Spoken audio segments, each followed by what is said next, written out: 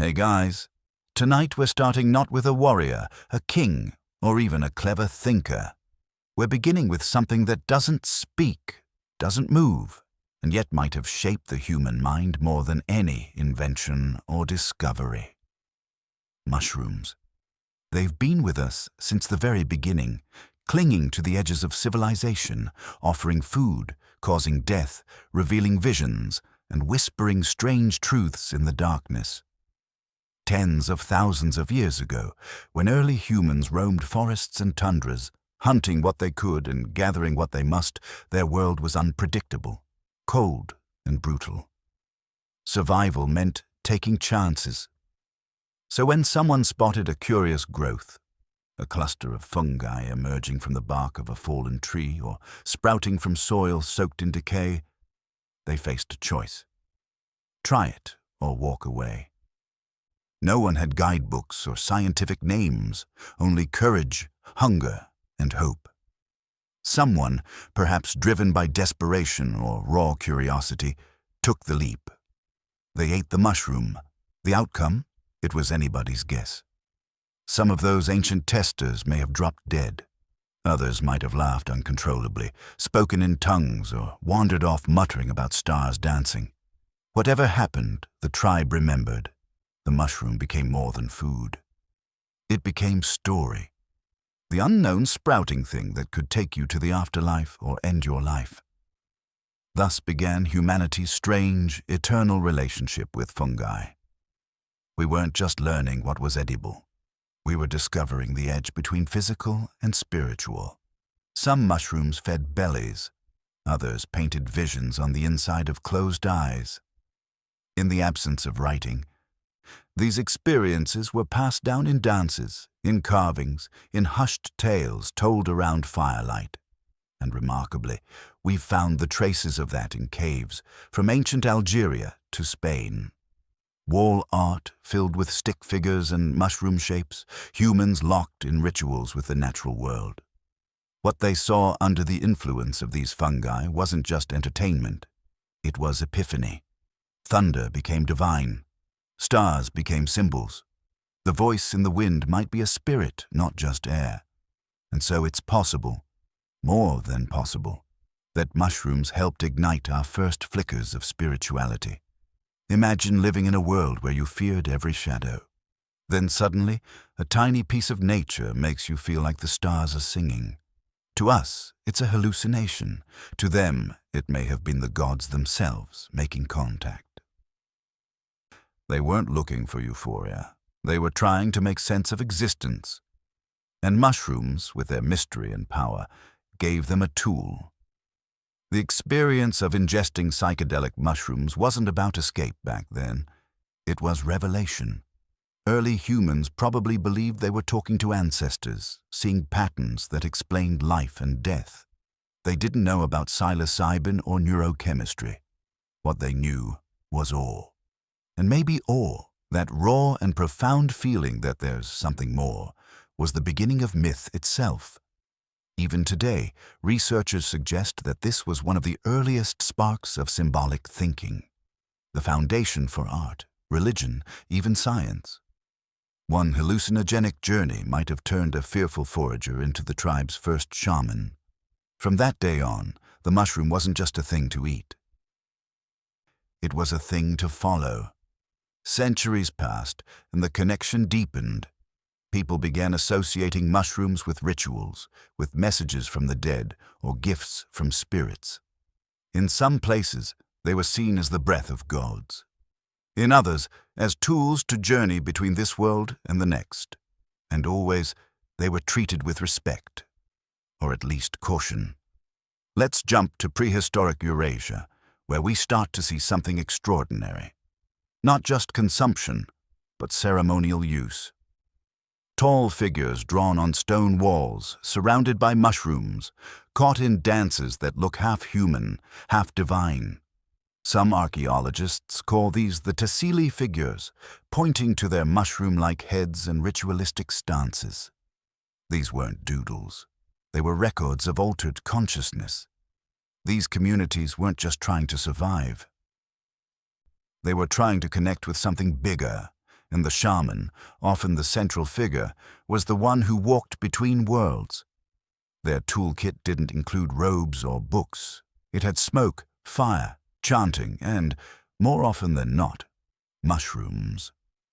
They became spiritual guides, therapists, and storytellers, taking the group on collective journeys without even leaving the cave. They didn't know what they were doing in the scientific sense, but they knew it worked. The trances, the visions, the transformation of thought, it made meaning. It created narratives, and in many cases, it helped people process fear, death, and wonder.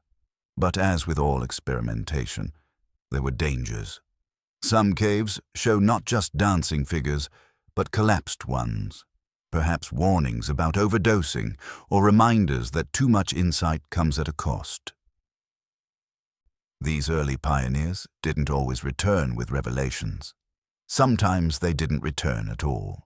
Still, the ritual spread across continents, Africa, Siberia, parts of what would become Europe and Asia. The mushroom wasn't just a plant anymore. It was a bridge, a message, a mystery in every patch of rot and shadow, and nowhere did this mushroom mythology get more bizarre or more ingenious than in ancient Siberia. There, the landscape was unforgiving. Snow and wind tore across the earth like constant enemies, and yet the people had developed a relationship with a very special fungus, the red and white Amanita muscaria. You've seen it, the mushroom that looks like it belongs in a fairy tale. Bright red cap, white dots, magical in appearance, deadly in large doses. But here's the twist. The locals realized something odd. Reindeer ate these mushrooms and survived. Not only survived, but appeared to enjoy the effects. Stumbling around playfully, eyes glassy, legs wobbly. The humans took notice. If reindeer could handle it, maybe they could too. The results were mixed, but then came the discovery that changed the game. When reindeer consumed the mushroom, the active compounds were filtered through their systems and passed out in their urine, less toxic, still potent. And so, with a mix of courage and desperation, the shamans began a ritual no modern wellness brand would advertise: drinking reindeer urine to enter a trance. Sounds absurd, but it worked, and it worked in a way that turned the cold wilderness into a cosmic stage.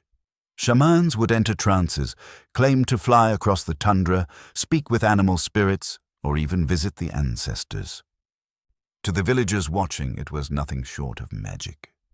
And whether or not the spirits were real, the effects certainly were. What this did socially is just as important. These rituals gave people structure. They provided meaning in an otherwise brutal life. They explained the unexplainable. Why a child died, why the sun disappeared, why the stars shimmered. The shaman had answers, and those answers often came from a mushroom-induced vision. In this world, religion wasn't about dogma. It was about survival, connection, and awe. You followed the person who could talk to the invisible, who braved the unknown and returned with stories that soothed your fears or filled your heart with hope. And remarkably, versions of this practice appear across the ancient world, not just in the icy north, but in warm, vibrant lands like Mesoamerica. In the Americas, mushrooms weren't just rituals, they were sacraments. In the heart of Mesoamerica, surrounded by dense jungles and towering temples, mushrooms didn't merely grow, they were revered.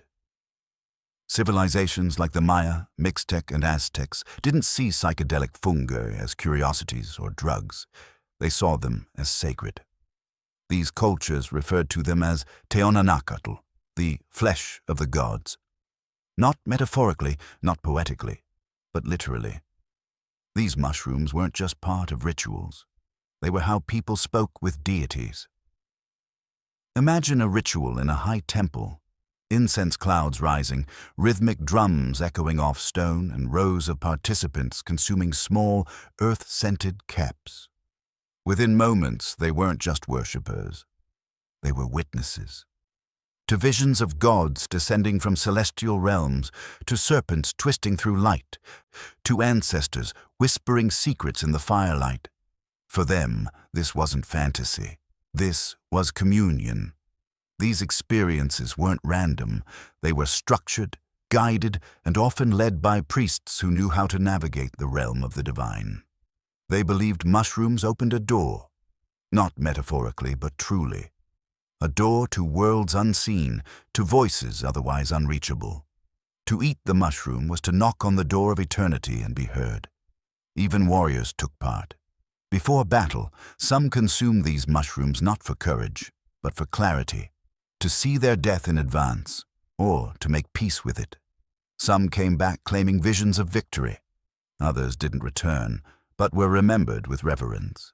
The nobility used mushrooms in grand feasts, not just for pleasure, but as symbols. Consuming them was an act of power. To speak with the gods and return with insight, it was dangerous, yes, but also divine. When European colonizers arrived, they didn't understand. Spanish missionaries stumbled upon these ceremonies and, without grasping the cultural weight, labeled them demonic.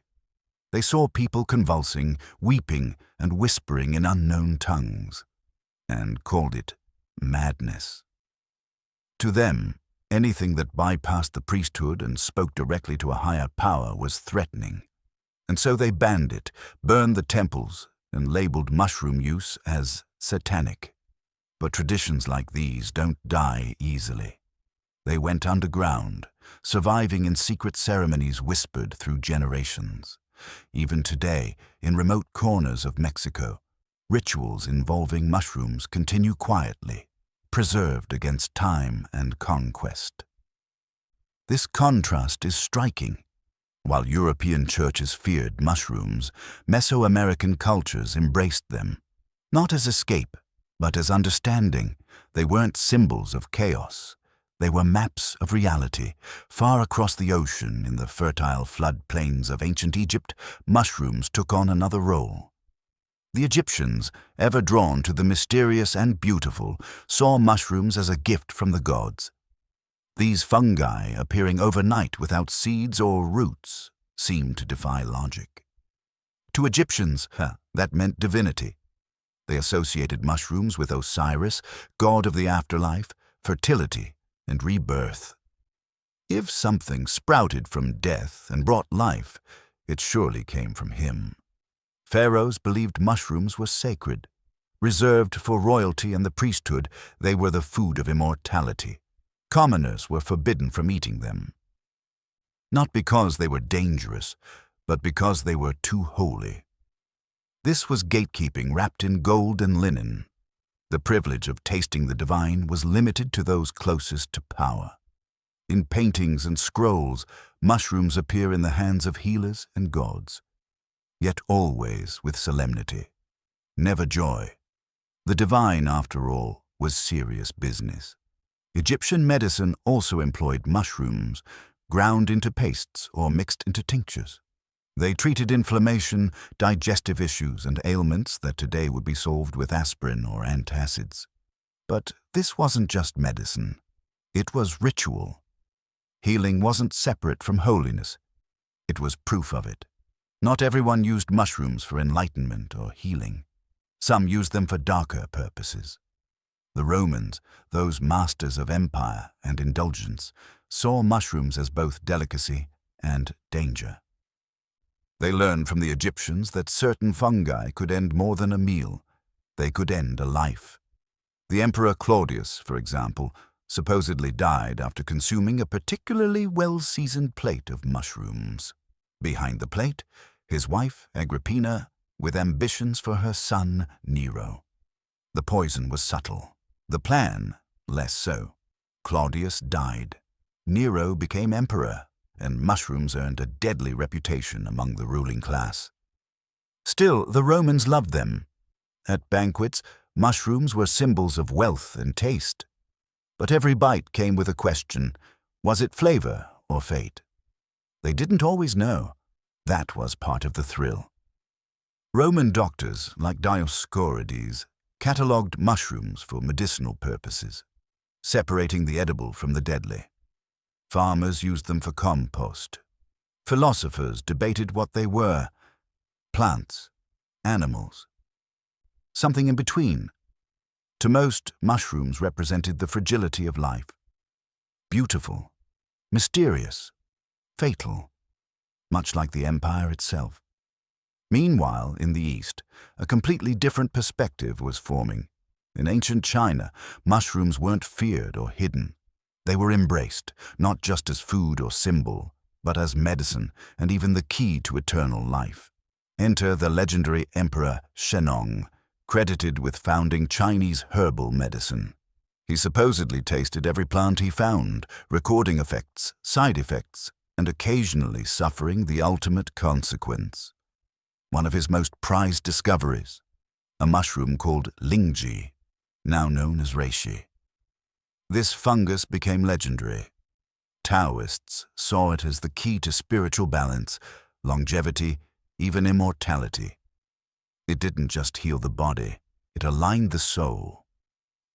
The belief wasn't that mushrooms caused hallucinations, but that they unlocked harmony between self and nature, between life and death. Imperial gardens grew them, artists painted them, monks meditated on their forms. The idea wasn't just to live longer, it was to live wiser, truer, closer to the Tao. Other Asian cultures followed suit. In Japan, samurai prized mushrooms like matsutake for strength and clarity. In India, Ayurvedic practitioners used fungi and remedies for fever and mental ailments. While the West feared mushrooms as witchcraft, the East saw them as gifts of balance and health. Even today, modern studies confirm that some of these ancient beliefs weren't superstition. Reishi mushrooms, for example, have actual immune-boosting properties. The ancients didn't have microscopes, but they had observation, trial, error, and sometimes wisdom. So while the West used mushrooms to kill emperors, the East used them to try and become one. While China sipped its mushroom-laced teas and whispered about immortality, Persia took a different route, one that balanced mysticism with logic. In the Islamic Golden Age, Persian scholars didn't just believe in spirits and omens. They believed in categorization, observation, and medical texts thick with centuries of accumulated knowledge. One of the most influential thinkers of the era, Avicenna, also known as Ibn Sina, approached mushrooms like everything else in the natural world, with careful curiosity. In his Canon of Medicine, he classified fungi not as pure medicine nor as mere food, but as substances with properties both helpful and harmful. Some healed, some killed, and some, he wisely wrote, were best left to divine understanding. That was medieval scholar speak for, I tried it, I regretted it, and I'm not doing that again. Persian healers experimented with fungi as treatments for wounds, inflammation, and fever. They ground them into bitter pastes or dried them into powders. Always careful, always suspicious. And while they treated the body, Persian poets treated the soul. The mystics, especially Sufis, saw mushrooms as metaphors for spiritual revelation. A fragile thing emerging from decay, filled with secrets, fleeting yet eternal. What better symbol for divine insight? Some records hint that psychedelic mushrooms may have been part of early Sufi rituals, where chanting, spinning, and herbal mixtures were used to dissolve the self and connect with the divine. Whether those herbs included fungi or just strong mint tea, no one can say for sure. But read the poetry from that time and it's clear, someone was seeing more than the surface of things. Trade routes helped. Persia sat at the heart of the Silk Road, connecting China, India, the Middle East, and Europe. Apothecaries from Samarkand to Baghdad began collecting fungi from far and wide. They labeled jars with names like soul opener or memory strengthener. Scientific? Maybe not, but sincere. Persia's genius lay in combining reason and mysticism. Their scholars built hospitals, their poets built metaphors, their explorers built supply chains, and through all of it, mushrooms were there, tucked between the lines of medicine and myth, waiting to be understood or misunderstood. Meanwhile, the Silk Road itself was turning into the world's first global conveyor belt of strange ideas and stranger ingredients. Goods traveled, spices, silks, incense. But so did beliefs and fungi. As caravans moved from the forests of China to the markets of the Mediterranean, dried mushrooms traveled in jars, pouches, and rumor. Persian traders would label them as tonics. Chinese merchants swore they came from mountain spirits. By the time they reached Europe, no one knew what they were for. But they looked exotic and probably expensive, so they sold. Mushrooms began appearing in Indian Ayurvedic texts, European herbals, and Islamic medical scrolls. Some were used to heal, some were used to inspire, and some were simply misunderstood into legend. One mushroom, Amanita muscaria, already famous in Siberia, began creeping into the folklore of other regions. Tales of animals that could talk, carpets that could fly. Theories now suggest that some of these early storytellers weren't just imaginative, they were hallucinating.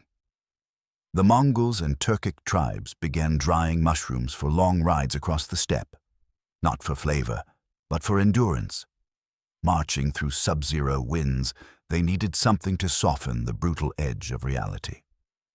The mushroom once again offered a kind of dream, not escape, but armor. Each culture added its own layer. Some turned mushrooms into sacred offerings, others into travel snacks. Some sang to them, others ignored them until they made a mistake. What held true across thousands of miles and centuries of trade was this: no one fully understood mushrooms, but everyone kept eating them. In medieval Europe, however, things got complicated again. By now, Christianity dominated, and anything mysterious, unpredictable, or fun was generally considered suspect. If it grew in the dark, popped up overnight, or made you laugh, the church was suspicious, which, of course, perfectly described most mushrooms. Still, not everyone followed the official line. Inside monasteries, monks were quietly experimenting with fungi, growing them, cataloging them, even fermenting them. These were the scientists of their time. They copied ancient texts, preserved lost knowledge, and occasionally got a little too curious after evening prayers. They brewed beer, they made cheese, and in cold, damp cellars, they grew mushrooms, officially for medicine, unofficially for spiritual visions, or maybe just dinner. Some mushrooms were used in salves for wounds. Others were mixed into tonics for what they called melancholy. Modern translation: depression, or maybe just burnout from chanting all day. A few monasteries, especially those tucked in alpine valleys, had special mushrooms tucked away for divine contemplation, a polite phrase for tripping in a robe. And yet, while monks quietly explored the possibilities of mushrooms, the church above them was cracking down. Hard. By the 14th century, Europe was swept up in religious paranoia. Anything that altered behavior, especially in women, was seen as dangerous, and mushrooms, already associated with laughter, confusion, and naked dancing in fields, fit the bill. Witchcraft accusations exploded. Women who brewed herbal remedies or lived near the woods were suddenly accused of flying, cursing livestock, or worse, all thanks to mushroom-laced witches' ointments. These ointments, historical records suggest, often included Amanita muscaria, the same mushroom Siberian shamans used to talk to spirits. In Europe, it became proof of Satan's influence.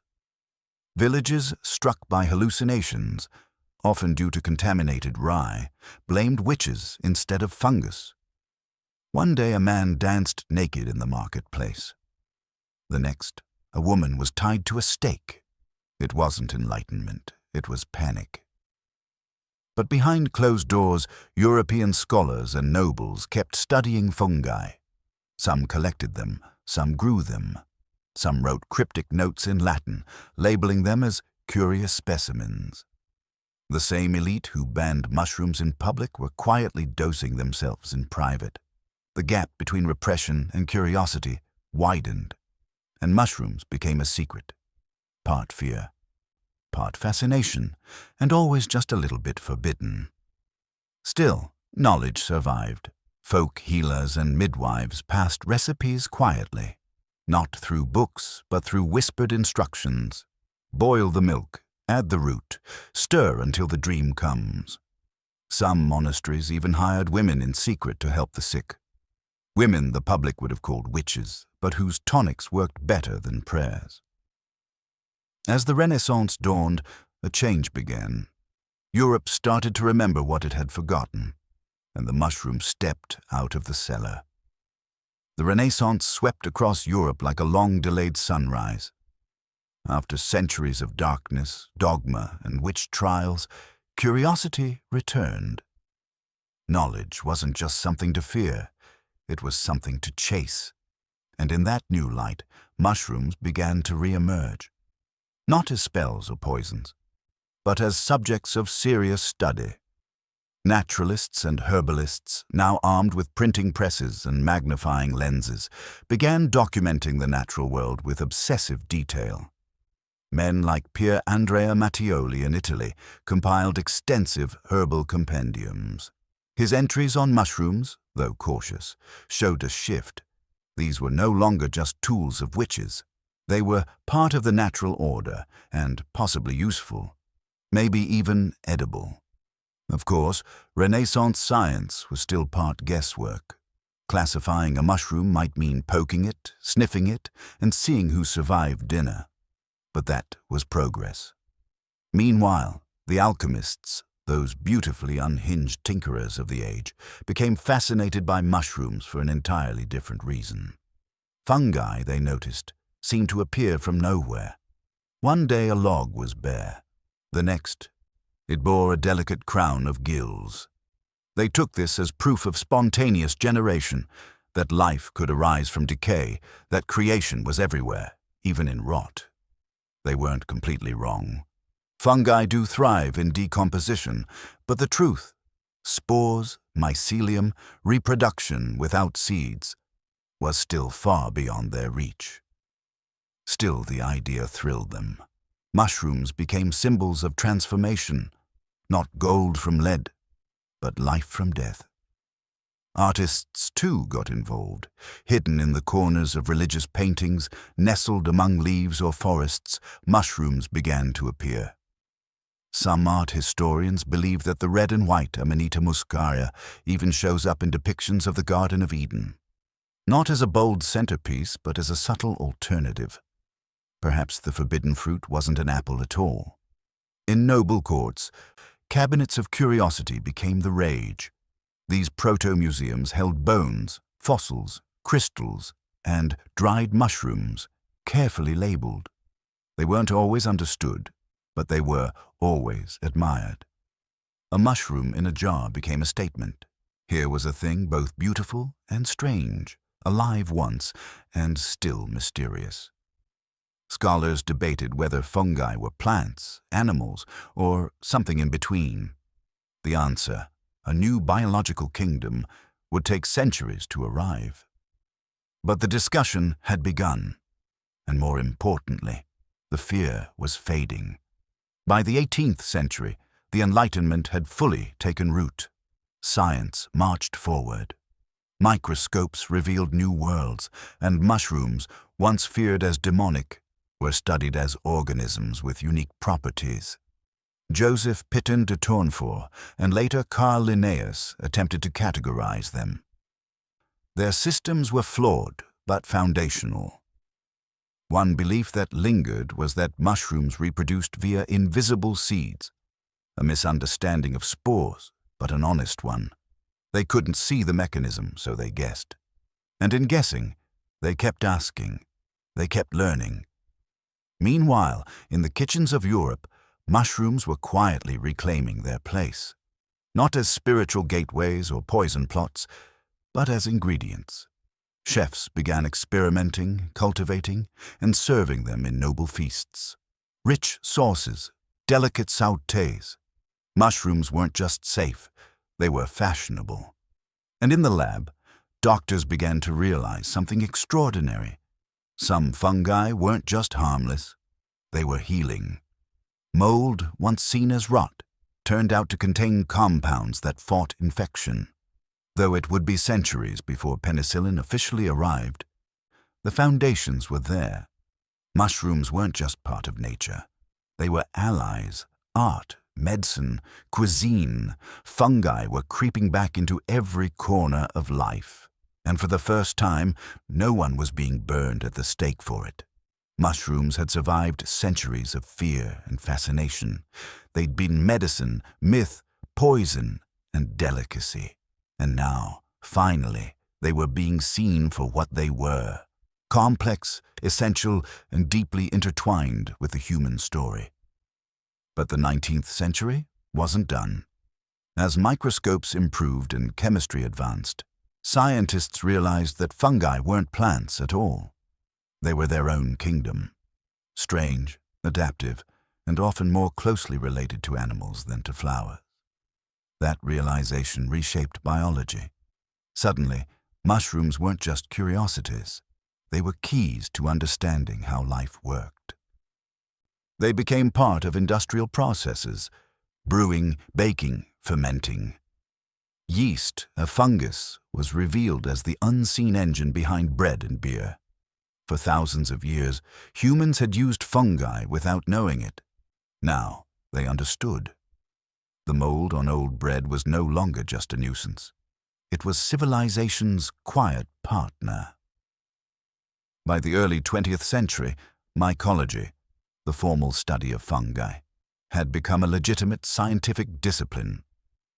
Researchers began identifying new species, understanding ecosystems, and unlocking compounds that would eventually become antibiotics, immunosuppressants, and cancer treatments.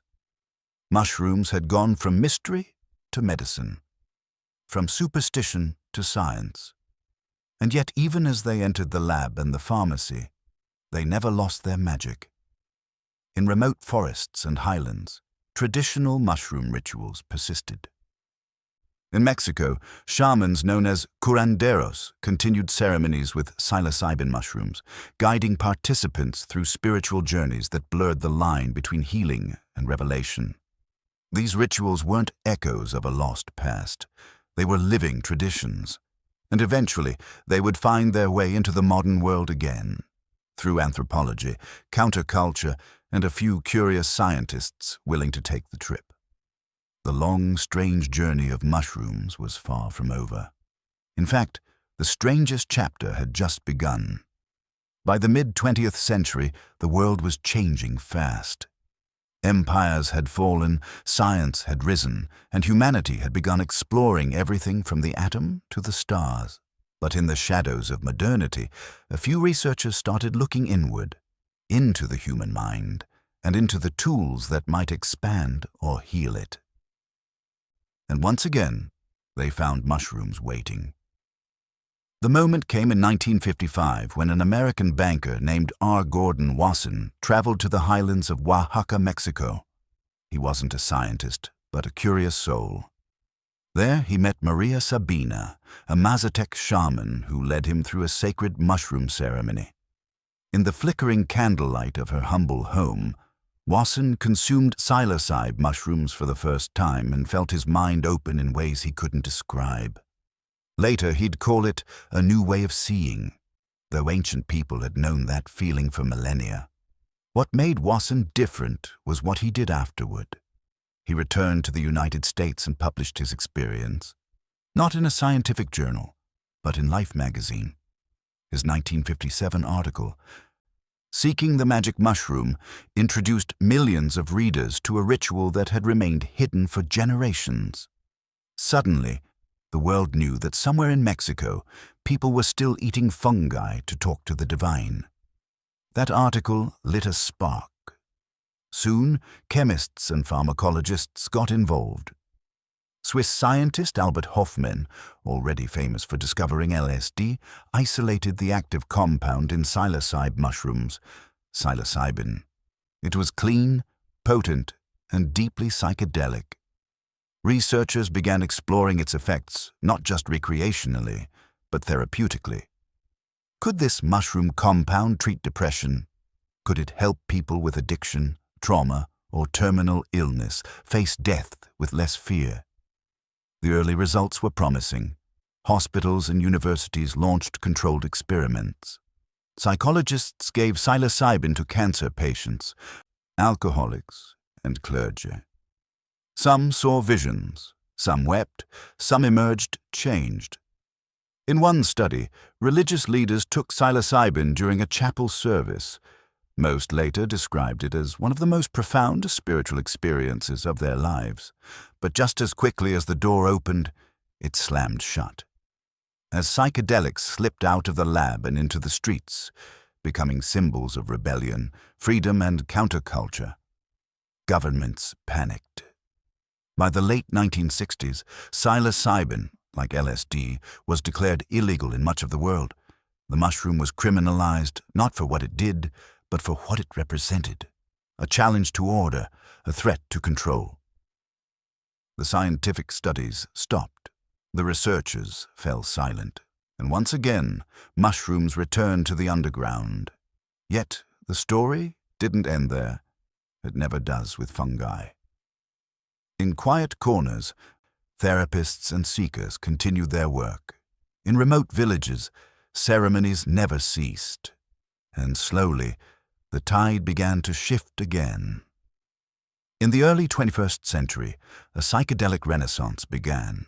Researchers in the US, the UK, and other countries gained approval to study psilocybin again, not as a recreational drug, but as a treatment. And what they found surprised even the skeptics. Patients with severe depression reported improvement after a single session.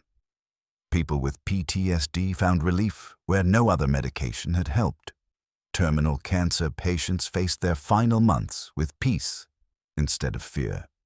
Something about the mushroom, or rather the experience it produced, reset the mind, not just chemically, but spiritually. Modern science was catching up to ancient wisdom.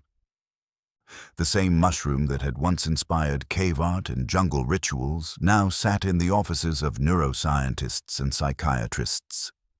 EEGs and fMRI scans replaced drums and smoke, but the goal was the same: transformation. Today, psilocybin is at the forefront of mental health research. Clinical trials continue. Laws are slowly changing. Some cities have decriminalized its use. Others are building frameworks for therapeutic access. And while debates continue, one thing is clear: humanity has entered a new chapter in its relationship with mushrooms.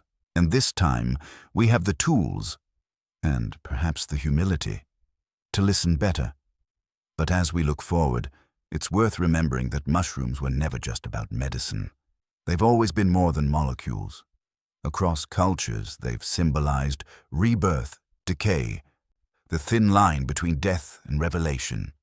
They grow from rot, from waste, from what we discard, and in doing so, they create life. They stitch forests together underground. They recycle the dead.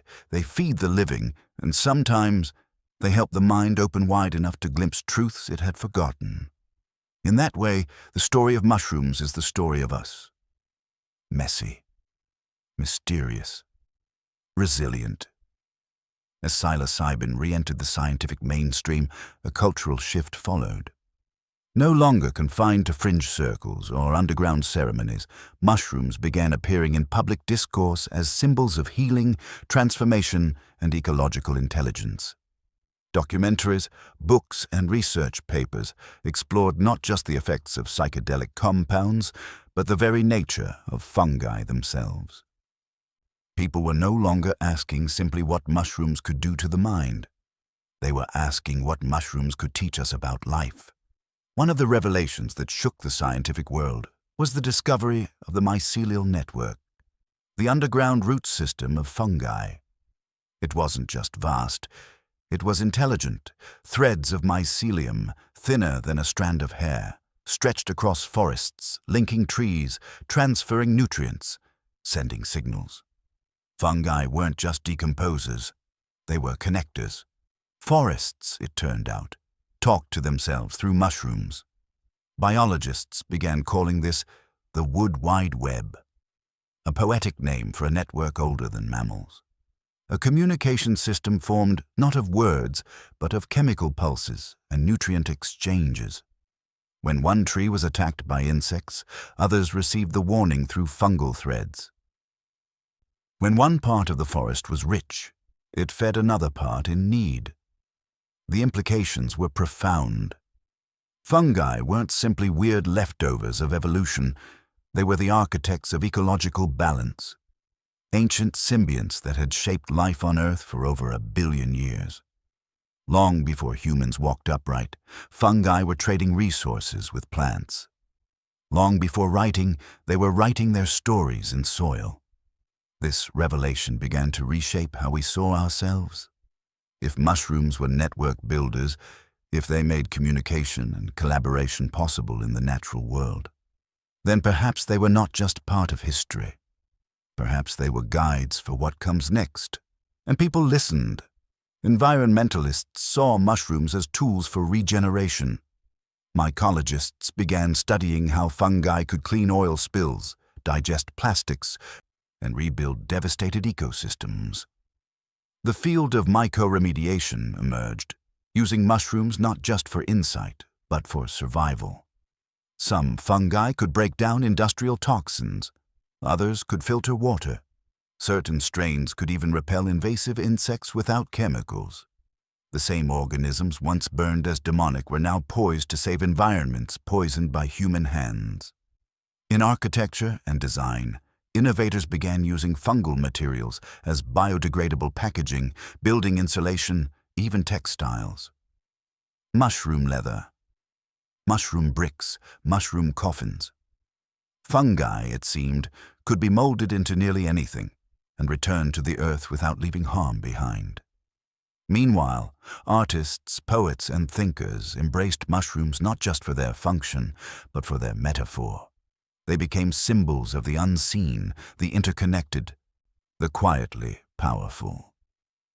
In a world obsessed with surface and spectacle, fungi reminded us that the most important systems are often invisible. And in the realm of mental health, the conversation deepened. Psilocybin wasn't simply an antidepressant. In guided therapy sessions, it helped people confront deep-seated grief, trauma, addiction, even end-of-life anxiety. Participants reported a sense of perspective, of oneness, of peace. Brain scans showed decreased activity in the default mode network, the part of the brain associated with ego, rumination, and fear. With that part quieted, people often reported a feeling of connection to something larger than themselves. Not always religious, but always meaningful, and yet, no matter how advanced the research became, the experience remained deeply personal. One person might emerge from a psilocybin session with renewed hope, another with unresolved emotions finally faced, another with awe for the simple fact of being alive. No two journeys were the same, but the pattern was unmistakable.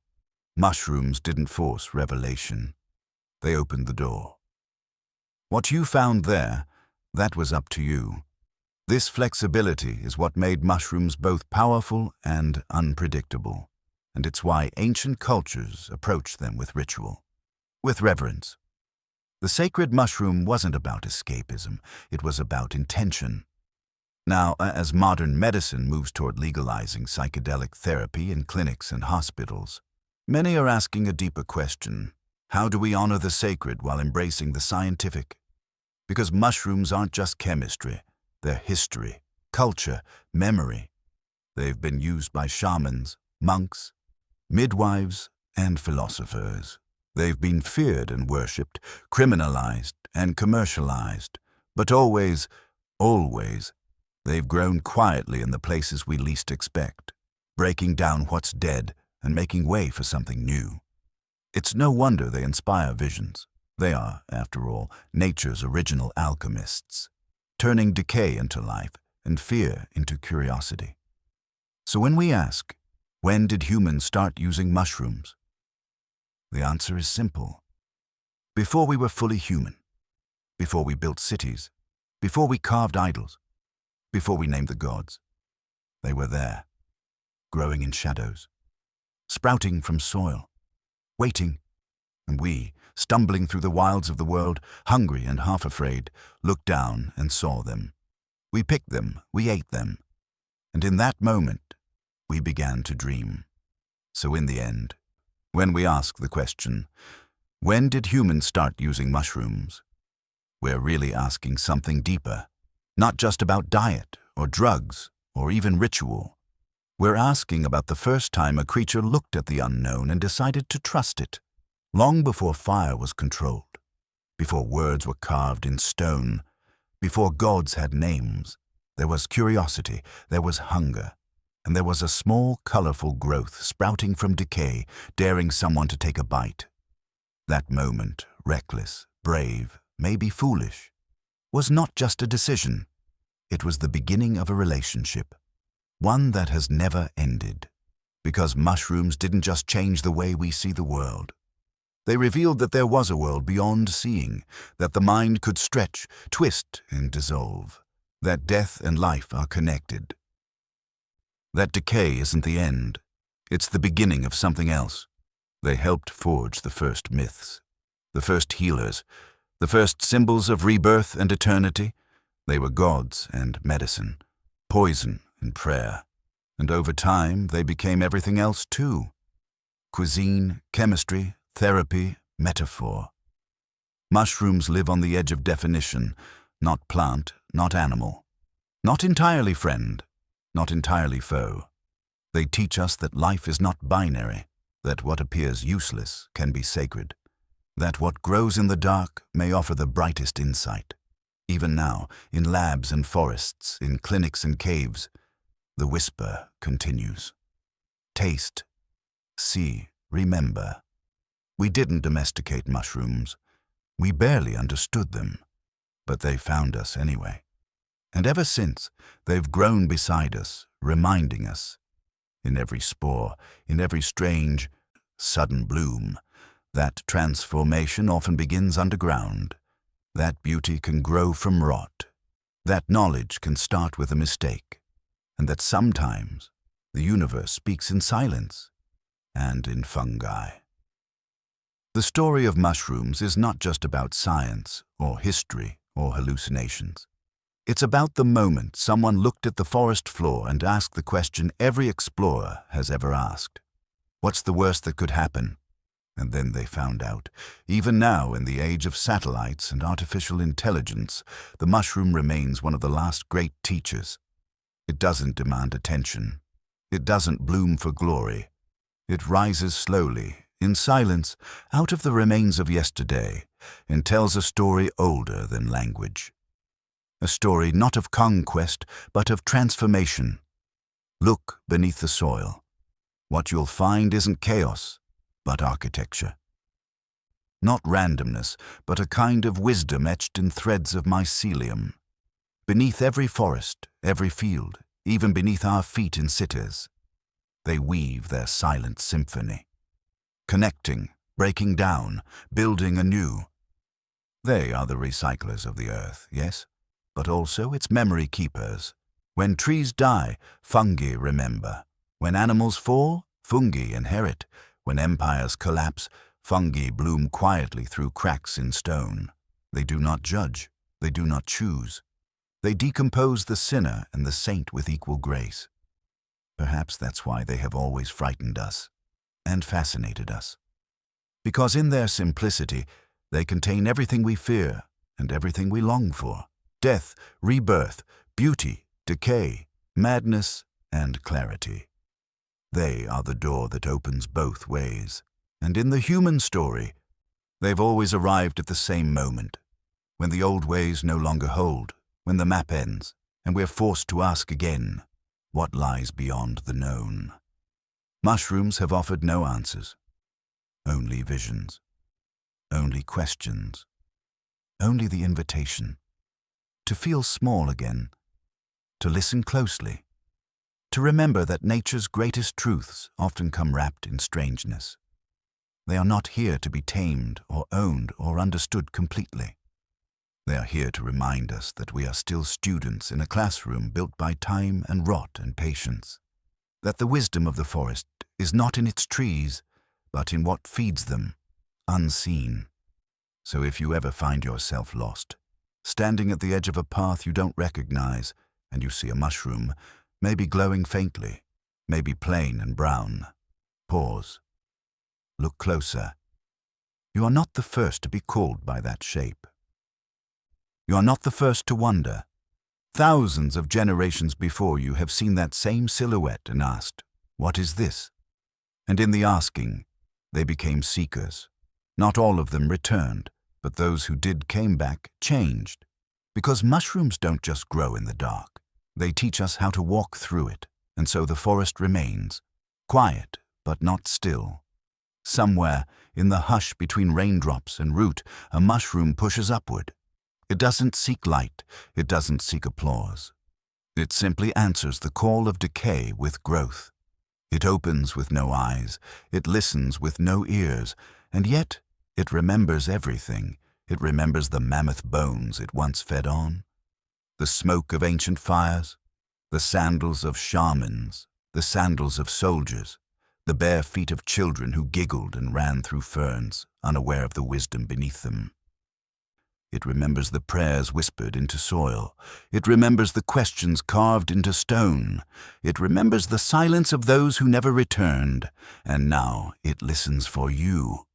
It doesn't need your faith. It doesn't demand your reverence. It only offers the same invitation it has offered since before words were born. To grow where things fall, to rise from the forgotten, to speak only when you are ready to hear, and when that day comes, if it ever does, you may find yourself in a clearing, breath caught between past and present, and feel something you cannot name brushing gently across the edge of your thought. That is not madness. That is memory. That is the forest remembering you back. The old stories are not finished. We walk today with more tools than our ancestors ever dreamed. Satellites, synthetic biology, machine learning. Yet the questions remain the same. What heals us? What connects us? What lies just beyond the edge of the visible? As it turns out, some of the answers still grow in the dark. The next frontier may not be out there in space, but beneath our feet. Scientists now imagine fungal networks as models for decentralized computing. Architects are building biodegradable cities with bricks grown from mycelium. Doctors are engineering psilocybin analogs to treat what pills never could. And somewhere in a forest, a mushroom blooms on a fallen log, unchanged. This isn't the end of the story. It's just the point where the ancient world and the future world touch, where tradition meets technology, where the wild becomes wise, where the quietest teacher in the ecosystem, the mushroom, keeps growing, breaking down, rebuilding, and reminding us that in a world obsessed with speed, power, and control, there is another way, a slower way, a softer path, one that listens, one that adapts, one that remembers. The mushroom doesn't force, it waits. And in its waiting, it rewrites the soil beneath us all. What if the mushroom has always been a mirror? Not a polished one like the ones we use to check our faces in the morning, but an older mirror, stranger, one that doesn't reflect what we appear to be, but what we've tried to bury, because that's what fungi do best. They find what we discard, the bones, the rot, the forgotten corners, and from it they grow. And maybe, so do we. The parts of ourselves we hide, the griefs we don't speak aloud, the memories we think we've buried, don't disappear. They compost, and in time, something emerges. It might look ugly at first, misshapen, unfamiliar, but if we're brave enough to look, really look, we might see something honest growing there. Mushrooms, in this way, are emotional archaeology. They rise from wounds, they feed on endings, and they teach that decay is not failure, it's fermentation. Just as forests need death to thrive, so do we. Endings make nutrients. The falling apart makes space for the unknown. And the unknown, that's where all true transformation begins.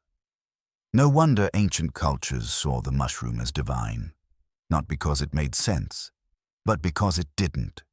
It emerged without warning, from places no one tended. It healed and harmed. It revealed and concealed. It was paradox made flesh. And so are we. We are not just minds or bodies. We are ecosystems, microbiomes, networks of memory and instinct and inheritance. And in that forest of self, mushrooms still grow, symbolic, actual, emotional. They wait for us in the dark parts, in grief, in loss, in love we thought had died but didn't. And when we finally come to those places, often broken, often lost, they whisper, "You are not alone," because everything that breaks you down also feeds what's coming next. So yes, the mushroom is a food, a medicine, a molecule.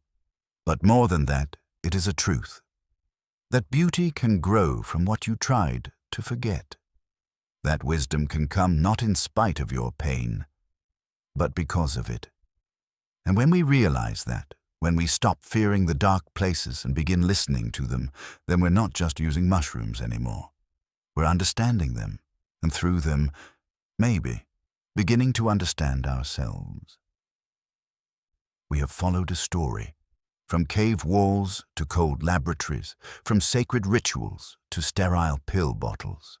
A story older than language, deeper than history, and slower than revolution. But in the end, this wasn't really a story about mushrooms. It was a story about us, about humans, hungry, curious, foolish creatures, stumbling through the world with aching bellies and burning questions, always looking for something more than just survival. And at some forgotten point in time, we found it. In the quiet growth rising from rot, in the strange fruit of the forest floor, in the mushroom. It wasn't just food, it wasn't just poison. It wasn't just medicine. It was a message, a whisper from the earth. Everything that dies becomes something else. Fungi are not loud. They don't bloom for applause. They don't shout like thunder or blaze like fire. They rise without spectacle, slow and patient, feeding on what the world throws away, but they remember. They remember the bones of giants, the footsteps of shamans, the burnt offerings of forgotten gods. They remember the hands that picked them with reverence, and the boots that crushed them with fear. They remember every forest burned, every prayer whispered, every question asked in silence. Fungi are not here to dominate. They are here to connect. They stitch ecosystems together beneath our feet. They rebuild what we break. They digest the chaos we leave behind, and quietly feed life with it. And through it all, they wait, not for belief, not for praise, just for someone to notice, and maybe to listen. Because when you really listen, you begin to hear the old truths again. That decay is not the end. That what breaks down becomes the beginning. That wisdom doesn't always come with answers. Sometimes it comes with silence. Mushrooms teach without words. They teach through presence, through transformation, through the simple audacity to grow in the dark. They show us how to survive the end of things, how to make use of sorrow, how to soften rigidity, how to become something new, not in spite of loss, but because of it. Somewhere in a forest you've never seen, a single mushroom pushes up from the floor of a fallen world. It doesn't ask for permission. It doesn't wait for sunlight. It rises, soft, slow, strange, from the decay of everything that came before. And maybe one day someone will see it. A child, a wanderer, a dreamer. They'll kneel down, touch the cap, and wonder, what is this? They'll ask the same question our ancestors asked, long before language had shape. And in that moment, the story begins again. If the mushroom could speak, maybe it would say, I've been here since before you were born. I will be here after you're gone. And in between, if you listen carefully, I can teach you how to become whole again.